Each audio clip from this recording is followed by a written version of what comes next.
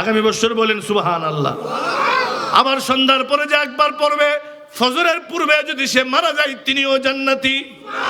5 ওয়াক্ত নামাজের পরে আল্লাহু লা ইলাহা ইল্লা হুয়াল হাইয়ুল কাইয়্যুম লা তাখুযুহু সিনাতুন ওয়ালা নাওম লাহু মা ফিস সামাওয়াতি ওয়া মা ফিল আরদ মান যাল্লাযী ইয়াশফা'ু ইনদাহু ইল্লা বিইذনি ইয়ালামু মা বাইনা আইদিহিম ওয়া মা খালফাহুম ওয়া লা ইউহীতুনা বিশাইইন মিন ইলমিহি ইল্লা বিমা শাআ ওয়াসি'a কুরসিয়্যুহুস সামাওয়াতি ওয়াল আরদ ওয়া লা ইয়াউদুহু হিফযুহুমা ওয়া হুয়াল আলিয়্যুল আযীম। এটাকে বলে কি? আয়াতুল কুরসি না আয়াতুল কুরসি? এই আয়াতুল কুরসি নাকি? সবাই বলেন, সবাই। আয়াতুল কুরসি কি? আয়াতুল কুরসি, আয়াতুল কুরসি না। কিন্তু শব্দটা কি? আয়াতুল কুরসি। যে ব্যক্তি এটা 5 ওয়াক্ত নামাজের পরে পড়বে, মরতে দেরি, জান্নাতে যেতে দেরি হবে না। সে মরে না তাই জান্নাতে যায় না, মরে না তাই জান্নাতে যায় না। মরতে দেরি, জান্নাতে যেতে দেরি হবে না। এটা পড়ার সময় নাই। আল্লাহুম্মা আজিরনি মিনান নার, আল্লাহুম্মা আজিরনি মিনান নার, আল্লাহুম্মা আজিরনি মিনান নার, আল্লাহুম্মা আজিরনি মিনান নার, আল্লাহুম্মা আজিরনি মিনান নার, আল্লাহুম্মা আজিরনি মিনান নার, আল্লাহুম্মা আজিরনি মিনান নার। জাহান্নামের আগুন হারাম হবে। ও যুবক, তোমার তো আল্লাহর ভয় নাই, তোমার তো জাহান্নামের ভয় নাই। আবু তালহা নবীজির একজন প্রিয় সাহাবী। নবীজি একদিন উসমানকে বলে, উসমান চলো, ওমর তুমিও চলো। কোথায় চলো? আমার আবু তালহার বাড়িতে। এত গরিব ছিলেন, বিশ্ব নবী আসছেন, তাকেও বসতে দেওয়ার মতো একটু জায়গা নাই। নবীজি উঠানে দাঁড়িয়ে দাঁড়িয়ে আবু তালহার সাথে কথা বলছে, দাঁড়িয়ে দাঁড়িয়ে আবু তালহার সাথে কথা বলছে, আবু তালহার সাথে কথা বলছে। হঠাৎ নবীজি উমরের চোখের দিকে তাকিয়ে দেখে চেহারা ফ্যাকাশে হয়ে গেছে, লাল হয়ে গেছে, চোখ দিয়ে টপ টপ করে পানি পড়তেছে। কি উমর, সাপে কাটছে নাকি? বিচ্ছুতে দংশন করছে নাকি?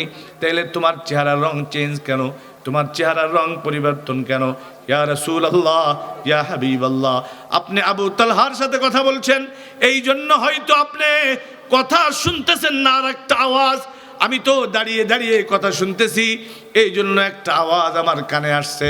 সেটা হলো একটা কান্নার করুণ আওয়াজ, একটা বাচ্চার চিৎকারের আওয়াজ। ইয়া রাসূলুল্লাহ, ইয়া হাবিবাল্লাহ, আমার মতো কঠিন মানুষের অন্তর কেউ কাঁদাচ্ছে, আমার বড় মায়া লাগতেছে।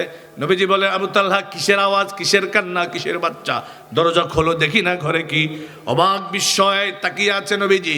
দরজা খোলার সাথে সাথে দেখে 4 বছরের ছোট্ট একটা বাচ্চাকে আবু তালহা শিকল দিয়ে, রশি দিয়ে বেঁধে রেখেছে, শিকল দিয়ে বেঁধে রেখেছে। নবীজি বলেন, আবু তালহা এই মাসুম বাচ্চাটা কি অপরাধ করেছে?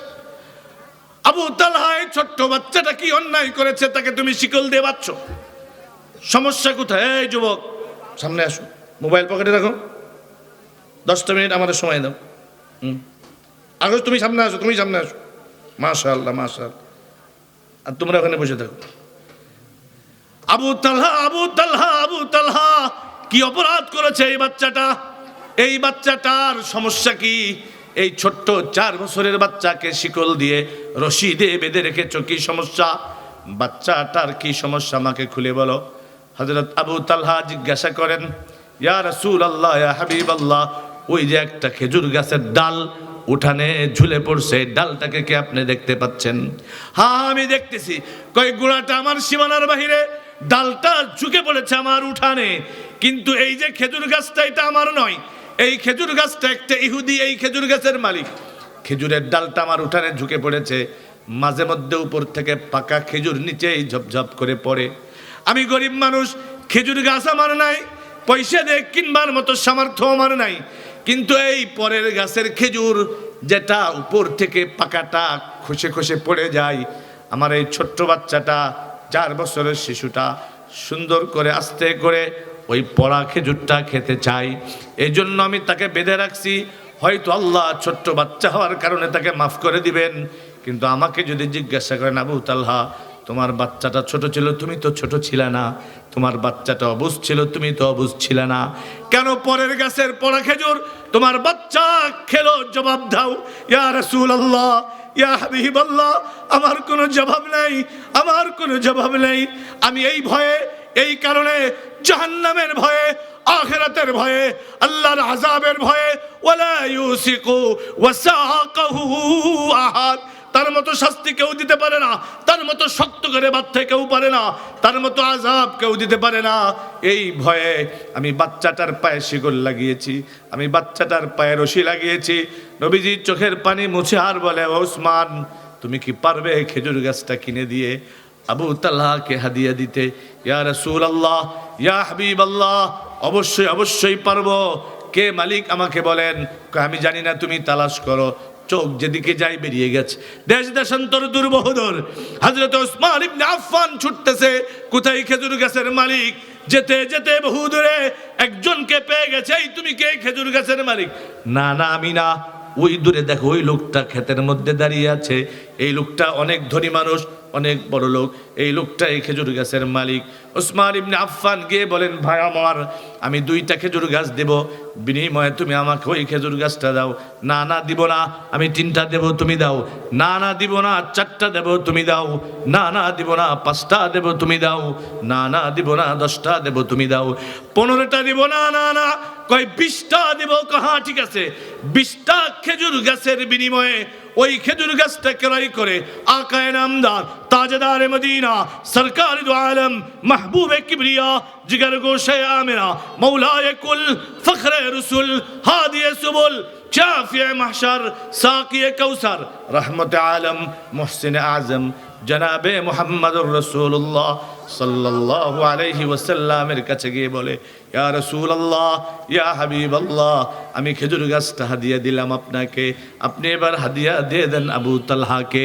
আমার ভাইয়েরা, খেজুর গাছের খেজুর নয়, পড়া খেজুর, যার দাবি থাকে না, থাকে পড়া খেজুরের দাবি থাকে, এই পড়া খেজুরটা বাচ্চা খাবে, আল্লাহ হাশরের মাঠে জিজ্ঞাসা করবে। এই ভয়ে সন্তানকে শিকল দিয়ে বেঁধে রেখেছে। আর তুমি ত্রাণের টিন, ত্রাণের চাল, গম, সরকারি মাল পেট ভরে শুধু খাও না, গোষ্ঠী শুদ্ধা খাওয়াও। এই কথা যদি আমি বলতে চাই, হুজুর আপনি মাহফিলে রাজনীতি করেন, কথা বলেন ঠিক না ঠিক? আজকে 500 টাকার চোরকে ধরে থানার সামনে খুঁটির সাথে বেঁধে বেদম প্রহার করা হয়, আর 5,000 কোটি টাকা যে পাচার করে তাকে সেলুট আর সালাম দেয়া হয়, তাকে সেলুট আর সালাম দেয়া হয়। 500 টাকার চোরের পাছালাল, 5,000 কোটি টাকার চোরকে সেলুট আর সালাম দেয়া হয়। কথা বলেন ঠিক না ঠিক? আমার ভাইয়েরা, এই অবল অবস্থা, অথচ একটা সন্তান, ছোট্ট বাচ্চা, সে পড়া খেজুর খাচ্ছে। এটা ওই বাচ্চাকে রশি দিয়ে বাচ্চে কেন? কার ভয়ে?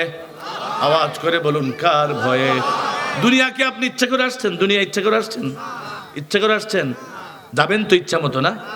যেদিন যাইতে মন চাবে সেদিনই তো যাবেন। তাহলে ইচ্ছায় আসেন নাই দুনিয়াতে, আবার ইচ্ছায় যেতে পারবেন না দুনিয়ার থেকে।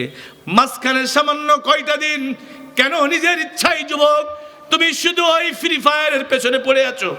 আজকে তুমি কেন নাটক সিনেমার পেছনে পড়ে আছো? ওই ফেসবুক, টুইটার, মেসেঞ্জার, ওই ইন্টারনেটের পেছনে কেন পড়ে আছো? সারাটা রাত তুমি কানের ভেতরে 2টা হেডফোন লাগা তুমি শুধু এই মোবাইলের পেছনে সময় দাও। আর মুরব্বী চাচা, তুমি ওই নিরালার মোড়ে, তুমি ওই কি বলে প্রান্তিকার মোড়ে বিভিন্ন চায়ের দোকানে বসে বসে সময় কাটাচ্ছ। না না, তোমার সময়টার দাম আছে। আজকে মালিক তোমাকে টাইম দিছে তার কাজ করার জন্য, আর আজকে মালিককে টাইম দেওয়ার তোমার টাইম নাই। তুমি যেমন ইচ্ছা করে দুনিয়াতে আসো নাই, আবার ইচ্ছা করে দুনিয়ার থেকে যেতে পারবা না। মালিকের ইচ্ছা আসছো, আবার মালিকের ইচ্ছাই যেতে হবে। সুতরাং মা, খেয়াল করো, এই তো কয়দিন আগেই তুমি এই ঘরেই পুত্র বধূ হয়ে ঢুকছিলা। কত মানুষ তোমাকে শরবত দিয়েছিল, কত মানুষ তোমাকে পাখা দিয়ে বাতাস করেছিল, কত মানুষ তোমার পিছনে ঘুরঘুর ঘুরঘুর করেছিল। আজকে কালের বিবর্তনে, মাত্র কয়েকটা বৎসরের পরিবর্তনে আজকে তুমি নানি, আজকে তুমি দাদি, আজকে তোমার মাথার চুল সাদা, আজকে তোমার চোখের পাওয়ার কম। মা, শুধু তোমার নয়, ও বৃদ্ধ বাবা, তোমাকেও বলছি, কোনোদিন তো তুমি বড় আয়নার সামনে গিয়ে দাঁড়ালে না। আমি মাঝে মধ্যে আমার বাসার আয়না, ড্রেসিং টেবিলের সাথে যে আয়না আছে, এই আয়নার সামনে দাঁড়াই, আর আমি আমাকে ডেকে ডেকে বলি, ও আব্দুল্লাহ ইয়াহিয়া, তোমার মাথার এই সাদা চুল একদিন কালো ছিল, গালের সাদা দাড়ি একদিন কালো ছিল, আজকে তোমার চোখে চশমা লাগে, কাছেরটা তুমি কিছুই দেখো না। আওয়াজ করে বলুন, এই অবস্থা আপনাদেরও হয় কিনা? না না, যদি এটা হয় কই তাহলে তো একটু মালিকের কুদরতি পায়া সিজদা দিলেন না। সারাদিন টাকা টাকা টাকা টাকা, কেমনে কামাই করা যায়? জমি একটার পর একটা, দোকান একটার পর একটা, হালাল হারামের তমিজ নাই। এই জমি কি কবরে নেওয়া যাবে? এই দোকান কি কবরে নেওয়া যাবে? এই সম্পদ কি কবরে নেওয়া যাবে? কবরে তো শুধু নিবেন ইমান, শুধু নিতে পারবেন আমল। সেই আমলের খবর নাই, সেই ইমানের খবর নাই। ও যুবক, আজকে এই মাহফিল থেকে নিয়ত করো, এই বাবরি মসজিদ থেকে নিয়ত করো, মুস্তাফিজ সাহেবের এই মসজিদ থেকে, এই মাদ্রাসা থেকে নিয়ত করো। আর তুমি নিয়ত করো আর নামাজ কাজা করব না ইনশাআল্লাহ। ইনশাআল্লাহ সবাই আর নামাজ কাজা করব না। সামনে রোজা আসতেছে, রোজা ভাঙবো না। যুবক তোমাকে বলি, মামাতো বোন, ফুফাতো বোন, খালাতো বোন, শালি ভাবির সাথে পর্দা করব ইনশাআল্লাহ। রাস্তাঘাটের বেগানা নারী দেখবো না ইনশাআল্লাহ। মোবাইলের নগ্ন ছবি দেখবো না ইনশাআল্লাহ। ও যুবক, একটাবার তো তুমি চিন্তা করো না, মসজিদে তুমি আসো না। এই মসজিদে জুমার দিন লোক ভরে কি ভরে না? বারান্দা ভরে যায় কিনা? বাহিরেও মাদুর লাগে কিনা? কিন্তু শনিবার দিন সকালেও তো ভরে যায়, রবিবারের দিন এসেও তো ভরে যায়। তাহলে যেই লোকটা জুমায় আসলো আসরে কই গেল? যেই লোকটা জুমায় আসলো মাগরিবে কই গেল? যুবক, তুমি মসজিদে না আসলে কি হবে? একদিন মসজিদের এই পালকিটা ঠিকই তোমার বাড়ির দরজায় চলে যাবে।